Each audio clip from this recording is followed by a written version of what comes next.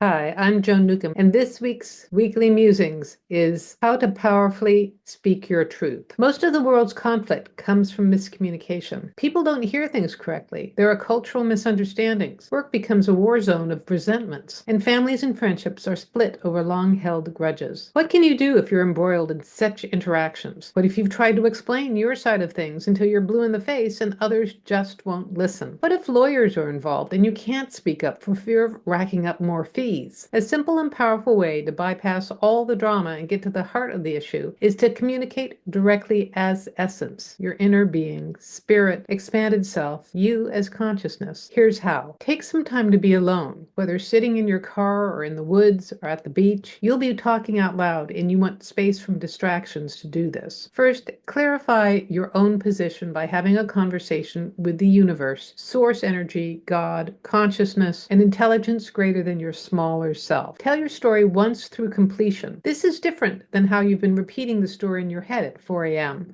Imagining you're on Oprah or Ellen over and over again, you're explaining it to the neutral, infinite energy of love. As you do this, you may have some revelations and gain clarity about your issue. Then imagine the person or people involved in front of you. Clearly and simply state your case once to them. Speak out loud as if they're there, because on an energy level, they are. They can't interrupt you or contradict you, so you can speak your piece all the way to the end. When you're making your case, address them and the universe, source energy, God, consciousness, and state what you'd like the ultimate outcome of this situation to be. You can ask for exactly what you want. Peace in the Middle East, as long as there's a resolution to your issue. Adequate child support for your children. Your coworker to stop being such a bitch. You name it. Lastly, and most importantly, thank them all for listening and release the communication. Imagine all the people involved disappearing and going back to their daily lives. Put your ultimate request in the hands of the universe, source energy, God, consciousness. Hit send in your mind. Turn it over so it can be fulfilled. Put your attention on something else. Sing a song. Name as many fruit as you can think of beginning with the letter A. Anything to step into a new space. If you keep talking about it, you'll be resetting your work back to the original story, undoing the powerful process you've just undergone. Let go and notice what is different. You may feel lighter. The colors around you appear brighter. You may find yourself being more creative than you have been in years. Noticing what is different validates the change that has happened and continues you moving forward. You may find situations resolving, acting differently, because they have heard you on an essence level, and you will find the charge of the issue is gone, that you have transcended it or gone past it. You can also do this to resolve things with dead people in an effective way to address patterns from past generations. Go through the same steps, calling in the deceased person or group when it's time to talk to them. Notice the individuals may appear younger than they were when they passed. That's pretty typical. Remember, when you're communicating on this level, you are senior in your space to all things. The act of clear communication shines light, which erases darkness. So if you begin to feel overwhelmed, just imagine gold energy sunlight flooding the area, or a bright gold spotlight on anything that appears dark or smudgy. Try this out over the next 7 days and see what happens. And if you like this, please share this with your family and friends and on your social media. So that's interesting that a blog post that I wrote many years ago has very appropriate applications to right now. And the key thing about this is that it's not your typical how to speak truth to power, but it's more how to communicate as consciousness. And the thing is that even if you do plan to talk to a person in person or a group in person, you can do this technique to communicate as consciousness beforehand, and it can transform the actual in-person communication. I've been thinking about this for myself for two different things. One is to talk to someone who is dealing with a mental illness, so you can't really talk to them face to face. But if I communicate to them as consciousness, the information will get through because I'm speaking from higher self to their higher self. And that can transform something. Now, the other thing you can do is you can do this talking to a group. You can do this communicating directly to consciousness about what a group is doing. And it transcends all those interpersonal personality level things that are distractions or interference to getting to the truth of matters and changing things for the better. So as I said in my article, if you like these videos, please share them with your family and your friends and on your social media. idea, please click the thumbs up button or the heart button, like or subscribe, and that way you're telling the algorithm to share this far and wide and get this out to someone who really needs to see this information. And if you want to know more information about me and some of my free offerings, look at the links below. And also my website is joan-newcomb.com, and I'll see you next week in another Weekly Musings.